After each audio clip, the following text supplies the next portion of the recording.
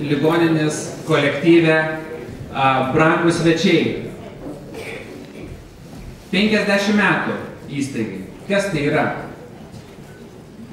Žmonėms tai yra tūkstančiai gyvybių, tūkstančiai žmonių vaikšto Ukmergės gatvėmis, kvėpuoja, džiaugiasi gyvenimu ir esate dėkingi jum. Galbūt jūs nepastebite ir net pažįstate kiekvieno to veido gatvėje, tačiau tas žmogus, kuris buvo jūsų globoje, atmena kiekvieną jūsų veidą, atmena kiekvieną jūsų pasakytą žodį, paguodą.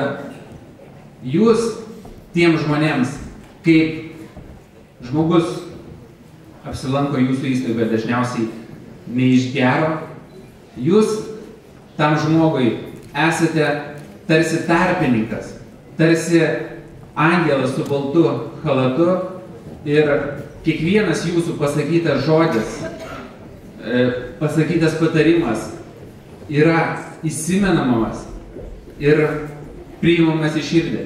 Tai aš tik noriu palinkėti jums, kartu visa komanda, kad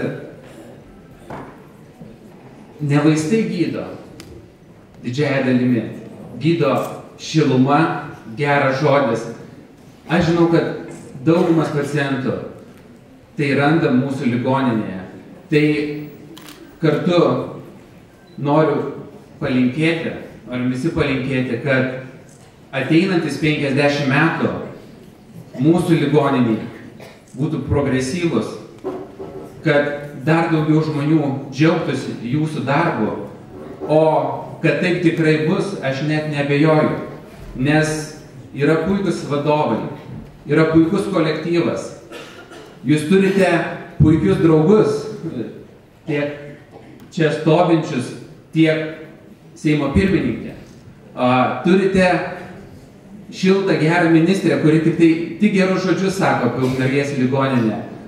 Turite, gerbiamas Antanai, jūs esate tikrai, žinau, Ukmergės ligoninės draugas ir užtarėjas, tai jūs turite tikrai labai daug, tai visų pastangomis aš linkiu, kad ateinantis 50 metų Ukmergės būtų ne tik Ukmergės ligoninė, bet Ukmergės ligoninė yra viso jau regiono ligoninė. Tai tikrai linkiu stiprių metų ir mes čia su visa komanda norim jums įteikti simbolinį angelą, nes iš ties tiem žmonėms, kurie yra jūsų, kurie pabūna su jumis, yra, jūs esat jiem angelai.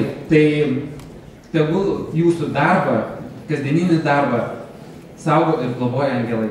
Tai prieš atiduodant tą gražią dovaną, tikrai aš noriu asmeniškai padėkoti jūsų kolektyvui už prieš gerą daugiau kaip 10 metų man išgelbėtą gyvybę. Nuoširdus ačiū ir žemai lenkiuosi prieš jūs.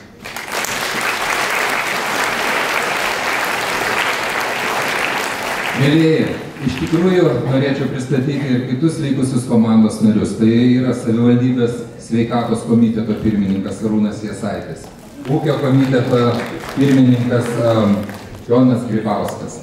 Na, aš iš tikrųjų noriu irgi žodį tarti. Kol mes esame jauni, kol mes esame sveiki, iš tikrųjų mums labai norisi turėti draugų, kurie miela ir gero malonu praleisti laiką. Perkopus pusamžį jau norisi turėti ir draugų, daktarų. Mėlyjeji, jūs esat labai reikalingi visiems mums, visiems mūsų žmonėms. Ir turiu didelį ačiū ir didelį ačiū noriu tarti ne tik tai gydytojams, bet ir personalui, eiliniam personalui, kuris aptarnauja tą jūsų gražią įstaigą, kuris rūpinasi ir sudaro sąlygas jums gydytojai gerai ir sėkmingai dirbti. Na, aš iš tikrųjų sveikinu jūs visus su šia gražia švente ir norėčiau vyriausiam gydytojui grąžinti skolą, kadangi esu ne kartą buvęs ligoniniai ir visada duodavote man neskanių vaistų. Tai aš jums ir jums visam kolektyvui noriu grąžinti skolą ir įteikti vaistų, skanių vaistų nuo visų ligų.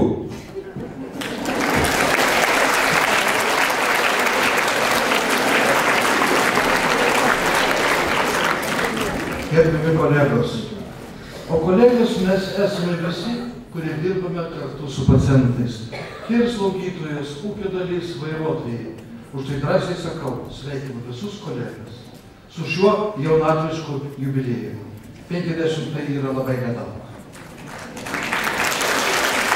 Mūsų frakcijos vardu socialdemokratų jūs sveikina Klaudija Stepanova, Andrius Lyška, Jonas Grybauskas ir aš.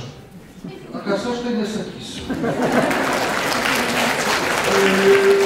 Nuoširdžiai linkime sėkmės ir norėtume įteikti kelis kūrinėlius mano ir mūsų labai mylimam vaikų ligų skyriui.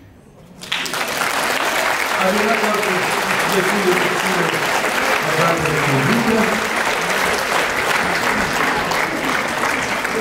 Kol ateis, norėčiau prisiminti savo pirmuosius mokytojus. Turbūt vienas iš geriausių pediatrų buvo tai Radzevičius.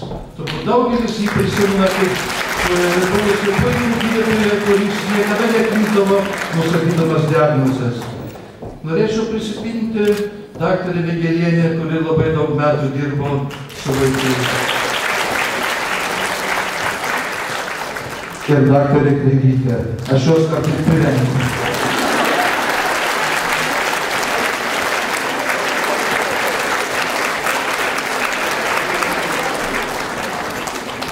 Taip, ir dar yra vienas skyrius, kur guli, manau, vieni iš pačių sunkiausių ligonių, kuriems reikalinga didžiausia slauga.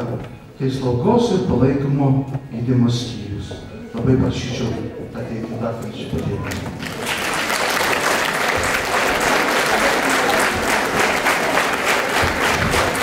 Kūrinį įteiks ūkio komiteto pirmininkas Jonas Grybauskas.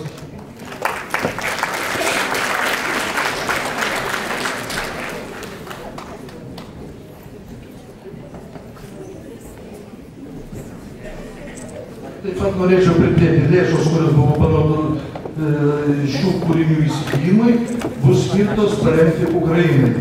Ačiū.